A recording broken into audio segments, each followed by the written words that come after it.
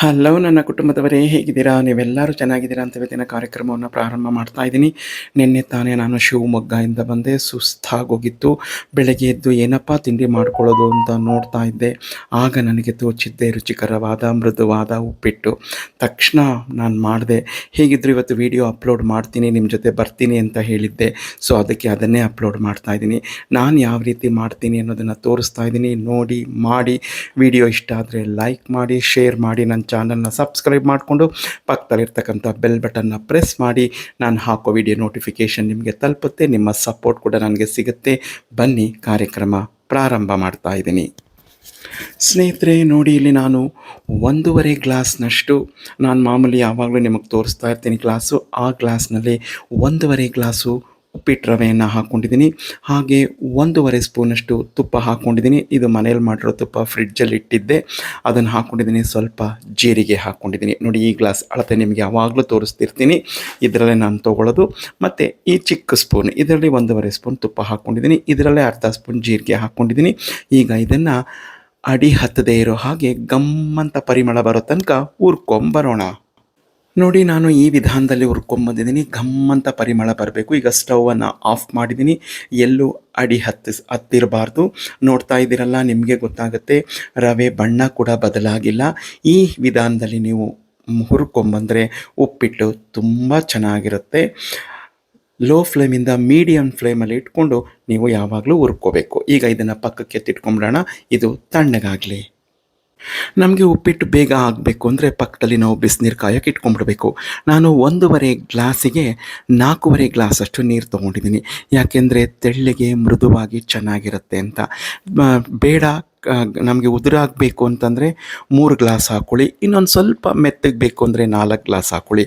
ನನ್ನಂಗೆ ಮೃದುವಾಗಿರಬೇಕು ಅಂದರೆ 4.5 ಗ್ಲಾಸ್ ಹಾಕ್ಕೊಳ್ಳಿ. ಆ ರೀತಿ ನನ್ನ ವಿಧಾನದಲ್ಲಿ ಮಾಡಬೇಕು ಅಂದರೆ 4.5 ಗ್ಲಾಸ್ ಹಾಕ್ಕೊಳ್ಳಿ. ಈಗ ಇದನ್ನು ಪಕ್ಕದಲ್ಲಿ ಬಿಸಿಯಾಗೋಕ್ಕೆ ಇಡ್ತೀನಿ. ಈಗ ನಾನು ತೊಗೊಂಡಿರ್ತಕ್ಕಂಥ ಪದಾರ್ಥಗಳನ್ನ ತೋರಿಸ್ತಾ ಹೋಗ್ತೀನಿ. ಒಂದು ಆಲೂಗೆಡ್ಡೆಯನ್ನು ಚೆನ್ನಾಗಿ ತೊಳೆದು ಸಿಪ್ಪೆ ಸಮೇತ ಈಗ ಚಿಕ್ಕದಾಗಿ ಹೆಚ್ಚಿಟ್ಕೊಂಡಿದ್ದೀನಿ.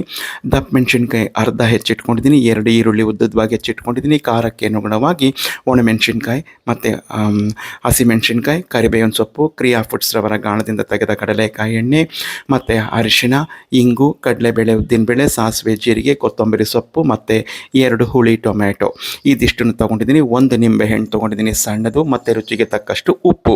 ಇದೆಲ್ಲವನ್ನು ಬಳಸಿ ನಾನು ಮೃದುವಾದ, ರುಚಿಕರವಾದ, ಆರೋಗ್ಯಕರವಾದ, ದಿಢೀರಂತಾಗುವ ಉಪ್ಪಿಟ್ಟನ್ನು ಮಾಡ್ತಾ ಇದ್ದೀನಿ. ದಪ್ಪ ತಳದ ಪಾತ್ರೆಯನ್ನು ತೊಗೊಂಡಿದ್ದೀನಿ. 3 ಸ್ಪೂನಷ್ಟು ಕಡಲೆಕಾಯಿ ಎಣ್ಣೆ ಹಾಕ್ಕೊಂಡಿದ್ದೀನಿ. ಅದು ಬಿಸಿ ಆಗಲಿ. ನೋಡಿ, ಎಣ್ಣೆ ಬಿಸಿ ಆಯಿತು. ಸಾಸಿವೆ ಜೀರಿಗೆ ಹಾಕಿದೆ, ಅದು ಸಿಡಿತು. ಈಗ ಕಡಲೆಬೇಳೆ ಉದ್ದಿನಬೇಳೆ ಹಾಕ್ಕೊಂಡಿದ್ದೀನಿ. ಈಗ ಕಡಲೆಬೇಳೆ ಉದ್ದಿನಬೇಳೆನೂ ಎಲ್ಲ ಬಾಡ್ತಾ ಬಂತು. ಅದನ್ನು ಲೋ ಫ್ಲೇಮಲ್ಲೇ ಬಾಡಿಸ್ಕೊಳ್ಳೋಣ, ಇಲ್ಲಾಂದರೆ ಅಡಿ ಹತ್ತಿಬಿಡುತ್ತೆ. ಈಗ ಈರುಳ್ಳಿ, ದಪ್ಪ ಮೆಣಸಿನ್ಕಾಯಿ, ಕರಿಬೇವು, ಒಣಮೆಣಸಿನ್ಕಾಯಿ, ಹಸಿಮೆಣಸಿನ್ಕಾಯಿ ಎಲ್ಲ ಒಟ್ಟಿಗೆ ಹಾಕ್ಕೊಂಡು ನಾನು ಬಾಡಿಸ್ಕೊತೀನಿ. ಈಗ ಆಲೂಗೆಡ್ಡೆನೂ ಹಾಕ್ಕೊತಾ ಇದ್ದೀನಿ. ನೀರನ್ನೆಲ್ಲ ಬಸ್ದು ನಾವು ಆಲೂಗೆಡ್ಡೆ ಮಾತ್ರ ಹಾಕ್ಕೊಂಡು ಬಾಡಿಸ್ಕೋಬೇಕು ಅದ್ರ ಜೊತೆಗೇ. ನೋಡಿ, ಒಂದು ತಟ್ಟೆಯನ್ನು ಮುಚ್ಚಿ ನಾನು ಬಾಡಿಸ್ಕೊತಾ ಇದ್ದೆ.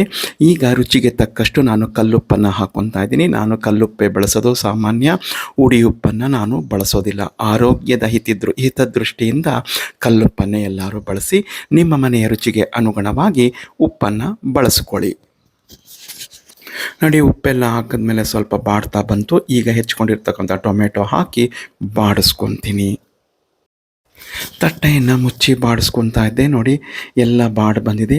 ಈಗ ನಾವೇನು ಮಾಡಬೇಕು ಅಂದರೆ ಅಡಿಗೆ ಅರಿಶಿಣ ಮತ್ತು ಪುಡಿ ಹಿಂಗು. ನಾನು ಒಗ್ಗರಣೆಗೆ ಪುಡಿ ಹಿಂಗೆ ಹಾಕಲ್ಲ, ಈ ಸಮಯದಲ್ಲಿ ಹಾಕ್ಕೊತೀನಿ. ನೋಡಿ, ಇಲ್ಲಿ ನಾನು ಇಟ್ಟಿದ್ದಂಥ ನೀರು ಸಹ ಕುದೀತಾ ಬಂತು. ಬೇಗ ಉಪ್ಪಿಟ್ಟು ಆಗೋಗ್ಬಿಡುತ್ತೆ. ಈಗ ಅಡಿಗೆ ಅರಿಶಿಣ, ಇಂಗು ಎಲ್ಲ ಹಾಕಿದ್ದನ್ನು ಮಿಕ್ಸ್ ಮಾಡ್ಕೊಳ್ಳೋಣ. ಈಗ ಪಕ್ಕದಲ್ಲಿರ್ತಕ್ಕಂಥ ನೀರು ಕುದೀತಾ ಇದೆಯಲ್ಲ, ಅದನ್ನು ತೆಗೆದು ಇದಕ್ಕೆ ಹಾಕ್ಕೊತೀನಿ. ನೀರನ್ನು ಹಾಕ್ಕೊಂಡೆ. ನೋಡಿ, ಹಾಗೆ ಕುದೀತಾ ಇದೆ. ಈಗ ಹೆಚ್ಚಿಟ್ಕೊಂಡಿರ್ತಕ್ಕಂಥ ಕೊತ್ತಂಬರಿ ಸೊಪ್ಪನ್ನು ಹಾಕ್ಕೊತೀನಿ. ಈ ಸಮಯದಲ್ಲಿ ನೀವು ರುಚಿಯನ್ನು ನೋಡ್ಕೊಳ್ಳಿ, ಉಪ್ಪು ಸಾಕಾ ಅಂತ. ಉಪ್ಪು ಏನಾದರೂ ಹೆಚ್ಚು ಕಡಿಮೆ ಆಗಿದೆ ನೀವು ಹಾಕ್ಕೋಬೋದು. ನನಗೆಲ್ಲ ಕರೆಕ್ಟಾಗಿದೆ. ಈಗ ರವೆಯನ್ನು ತಿರುವ್ಕೊತೀನಿ. ನೋಡಿ, ರವೆ ಎಲ್ಲ ಹಾಕ್ಕೊಂಡಿದ್ದೀನಿ. ರವೆ ಹುರಿದಿರೋದ್ರಿಂದ ಗಂಟಾಗೋದಿಲ್ಲ. ಚಿರೋಟಿ ರವೆ ಆದರೆ ಮಾತ್ರ ಸ್ವಲ್ಪ ಹುರಿದಿದ್ರು ಗಂಟಾಗುತ್ತೆ. ಈ ಉಪ್ಪಿಟ್ಟು ರವೆ, ಬನ್ಸಿ ರವೆ ಎಲ್ಲ ಗಂಟಾಗೋದಿಲ್ಲ. ಭಯ ಪಡೋ ಅಗತ್ಯ ಇಲ್ಲ. ಈಗ ಲೋ ಫ್ಲೇಮಲ್ಲಿದೆ ಸ್ಟೌವು. ನೋಡಿ, ಎಲ್ಲ ನಾನು ಗಂಟಿಲ್ಲದೆ ಇದ್ದಂಗೆ ಸಂಪೂರ್ಣ ನಾನು ಮಿಕ್ಸ್ ಮಾಡ್ಕೊತೀನಿ. ಹಾಗೆ ಅದು ಗಟ್ಟಿ ಆಗ್ತಾ ಬರುತ್ತೆ. ನೀವೇ ನೋಡ್ತಾ ಇದ್ದೀರಲ್ಲ. ನೋಡಿ ಈ ಹದಕ್ಕೆ ಬಂತು. ಈಗ ಒಂದು ತಟ್ಟೆಯನ್ನು ಮುಚ್ಚಿ ನಾನು ನೀರಿನ ಚೆಂಬನ್ನು ಅದ್ರ ಮೇಲೆ ಇಟ್ಬಿಡ್ತೀನಿ. ದಮ್ ಕಟ್ಬಿಡೋಣ. ನೋಡಿ ತಟ್ಟೆಯನ್ನು ಮುಚ್ಚಿ ನೀರಿನ ಚೆಂಬಿಟ್ಟಿದ್ದೀನಿ. ಒಂದು 10 ನಿಮಿಷ ಇರಲಿ. ಸ್ಟೌವನ್ನು ಸಹ ಆಫ್ ಮಾಡ್ತಾ ಇದ್ದೀನಿ. ನೋಡಿ ಈಗ 10 ನಿಮಿಷ ಆಯಿತು. ತೆಗಿತಾ ಇದ್ದೀನಿ. ತೆಗೆದು ನಿಮಗೆ ತೋರಿಸ್ತೀನಿ. ಈ ರೀತಿ ಮಾಡ್ಕೊಳ್ಳಿ. ಸಿಂಪಲ್ ಆಗಿರ್ತಕ್ಕಂಥ ರುಚಿಕರವಾದ ಮೃದುವಾದ ಉಪ್ಪಿಟ್ಟು ತಿನ್ನೋದಕ್ಕೆ ರೆಡಿ ಆಗುತ್ತೆ. ಬಾಯಲ್ಲಿಟ್ಟರೆ ಕರ್ಗೋಗುತ್ತೆ ರೀ. ತುಂಬ ಚೆನ್ನಾಗಿರುತ್ತೆ. ಸ್ಟವ್ನ ಕೆಳಗಿಳಿಸ್ಕೊಂಡಿದ್ದೀನಿ. ಈಗ ಸ್ವಲ್ಪ ತುಪ್ಪವನ್ನು ಹಾಕ್ಕೊತೀನಿ ಮತ್ತು ನಿಂಬೆಹಣ್ಣು ಹಿಂಡ್ಕೊಂಡು ನಂತರ ನಿಮಗೆ ತೋರಿಸ್ತೀನಿ. ನೋಡಿ 1.5 ಸ್ಪೂನಷ್ಟು ತುಪ್ಪ ಹಾಕ್ಕೊಂಡಿದ್ದೀನಿ. 1 ಹೋಳು ಮಾತ್ರ ನಿಂಬೆ ಹಿಂಡ್ಕೊಂಡಿದ್ದೀನಿ. ಯಾಕೆಂದರೆ ಹುಳಿ ತುಂಬ ಇತ್ತು, ಆದ್ದರಿಂದ ಇನ್ನೊಂದು ಹೋಳು ತೆಗೆದಿಟ್ಬಿಟ್ಟಿದ್ದೀನಿ. 1 ಹೋಳು ಸಾಕಾಯಿತು. ಈಗ ಇದನ್ನೆಲ್ಲ ಮಿಕ್ಸ್ ಮಾಡ್ಕೊಂಬರ್ತೀನಿ. ನೋಡಿದ್ರಲ್ಲ ಸ್ನೇಹಿತರೆ, ಘಮಘಮಿಸುವ ಮೃದುವಾದ ಬಾಯಲ್ಲಿಟ್ಟರೆ ಕರಗಿ ಹೋಗುವಂಥ ಉಪ್ಪಿಟ್ಟು ರೆಡಿ ಆಯಿತು. ತಿನ್ನೋದಕ್ಕೆ ನೀವು ಮಾಡ್ಕೊತೀರಾ ಅಲ್ವಾ?